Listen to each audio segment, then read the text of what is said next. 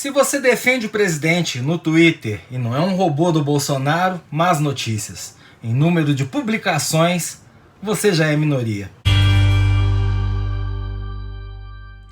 Salve galera, eu sou Maurício Ricardo, obrigado a você que está trabalhando para cuidar da nossa saúde e serviços básicos. Minhas melhores vibrações para você que gostaria e precisaria estar trabalhando, mas não pode. Estamos todos juntos e vamos sair dessa. Ninguém solta a mão de ninguém, quer dizer, é o contrário, ninguém segura a mão de ninguém para não se contaminar, no máximo aquela cotoveladinha. Então, por que eu escolhi esse tema? Porque nesse momento, pelo menos em se tratando do coronavírus, é Bolsonaro contra o mundo. O Trump não só desistiu de chamar o coronavírus de vírus chinês, como hoje ficou com uma carga inteira de aparelhos para respiração encomendados pelos governadores do Nordeste. O avião desceu em Miami e 600 respiradores encomendados por um consórcio de 9 governadores simplesmente ficaram por lá. Ontem à noite, em entrevista à Rádio Jovem Pan, o presidente voltou a defender a tese do isolamento vertical, que é o terraplanismo da pandemia, e não se aguentou. Diz que está faltando humildade ao Witzel, ao Dória? Não, ao seu próprio ministro da Saúde, o médico Luiz Henrique Mandetta. Por quê? Porque até o momento tem feito o possível para seguir a cartilha global de combate ao coronavírus, em vez das teses anticientíficas dos grupos de Zap Zap, do Jair e da família. O Mandetta, em resposta, está enviando seus recados e dizendo que não sairá por conta própria do governo por causa desse tipo de provocação, porque está comprometido com o trabalho dele. Isso foi ontem. Imagina você estar à frente da pasta da saúde num dos momentos mais cruciais e delicados da história e ter que combater, além do vírus em si, além dos protestos de empresários em crise, além do desespero dos trabalhadores sem renda, além da disputa com outros países por testes e aparelhos, além da sincronização das ações num país continental, os cutucões, as provocações, o negacionismo e a beligerância do seu chefe, que quando abre a boca nunca ajuda, só atrapalha, como padrão, como regra.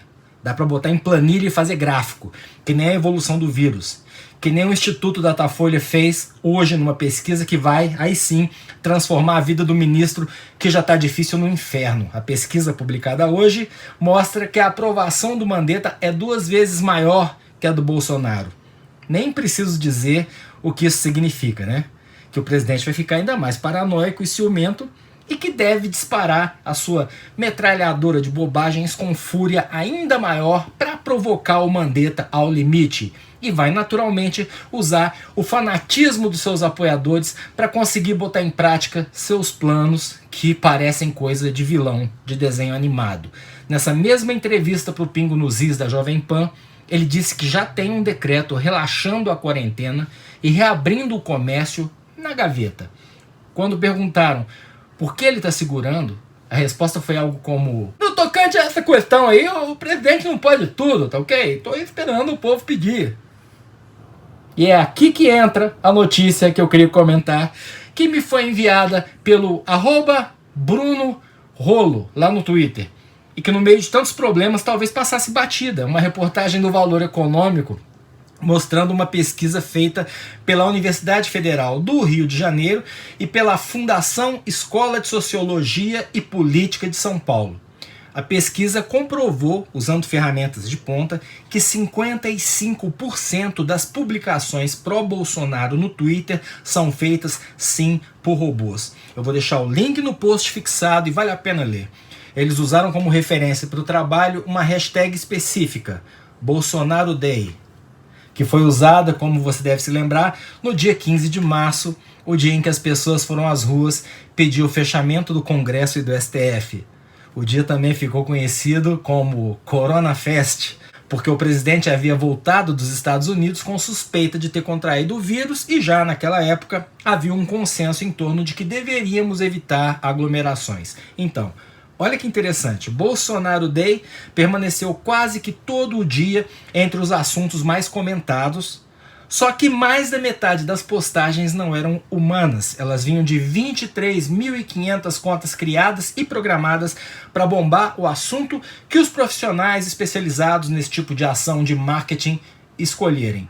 Você vai ler e vai conferir também que, além dessas contas, outras 1.700 foram criadas especificamente para postar coisas sobre o Bolsonaro Day, com hashtag e tudo, e foram apagadas algumas horas depois. Ao dizer isso, prezado amigo bolsonarista, eu não estou afirmando que você não existe. Sequer estou afirmando que todas essas postagens saem de um mesmo lugar. O Gabinete Especial do Ódio, por exemplo. Eu estou dizendo que a vontade popular é inflada artificialmente e faz você, prezado fã do Jair, ter a impressão de que faz parte de um exército que, na verdade, tem menos da metade do tamanho que você imagina.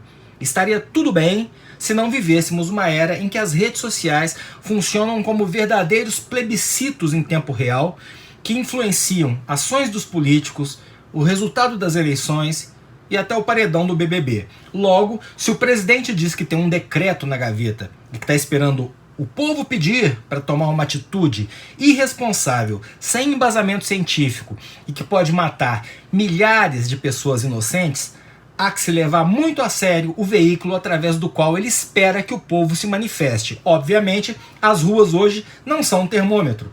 200 carros em carreata nos lugares onde elas ainda são permitidas não querem dizer nada. As pesquisas como essa do Datafolha, publicada hoje, apontam que esse decreto não deve sair tão cedo da gaveta. Aliás, pela pesquisa, ele sequer deveria ser escrito. Sobram as redes sociais, que segundo esse estudo, publicado pelo Valor Econômico, que utiliza inteligência artificial treinada ao longo de 1 ano para aumentar sua precisão, também não andam lá muito acuradas como retrato da opinião pública. O assustador nisso tudo é que o próprio Bolsonaro, que teve uma carreira política medíocre e despontou nos últimos anos justamente como um fenômeno das redes sociais, dá mostras de não saber governar sem Twitter e lives de Facebook, que acabam sendo ilhas de admiradores infladas por robôs. Se ele tem contato com o Brasil real, age como se não tivesse. De vez em quando surge um lampejo, como no seu último pronunciamento na TV, onde o tom foi conciliador, mas não dura 2, 3 horas. Ou ele ou um dos seus filhos boicotam a iniciativa. E volta ele para o cercadinho, cada dia mais amargo, mais rancoroso e, suprema ironia, já que foi a crítica que ele fez ao seu ministro Mandetta, cada dia menos humilde. Há quem veja nisso tudo método. Há quem diga que o objetivo dele é esticar a corda para forçar um gesto mais extremado, como um pedido de impeachment, e justificar um golpe dele, Bolsonaro, contra a democracia. Eu nunca levei essa tese a sério, mas como eu também não levava Bolsonaro a sério e quebrei a cara, comecei a pensar na possibilidade.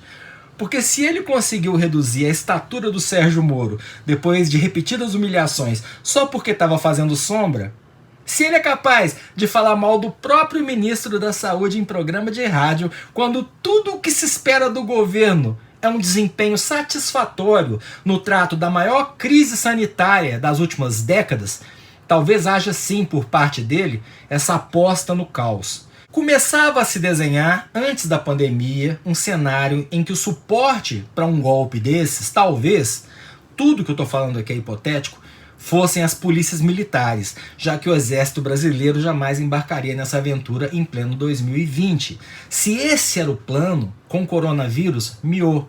Sem povo na rua não tem golpe. E povo na rua hoje, para apoiar político golpista, não seria revolução, seria seleção natural.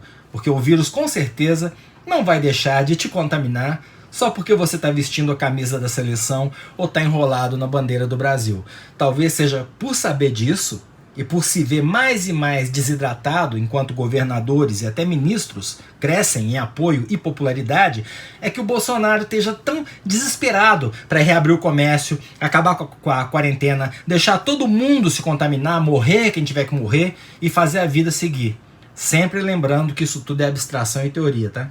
Se você queria pelo menos um pensamento otimista nesse início de um mês que ainda promete ser muito difícil, tá aí um motivo. Robô não faz revolução. E Bolsonaro está murchando na gaiola.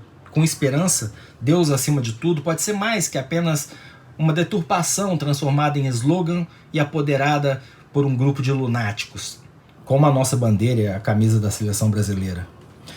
Eu sou Maurício Ricardo, inscreva-se, ative o sininho, dê like ou dislike, seja membro para me ajudar a produzir, comente e se cuide.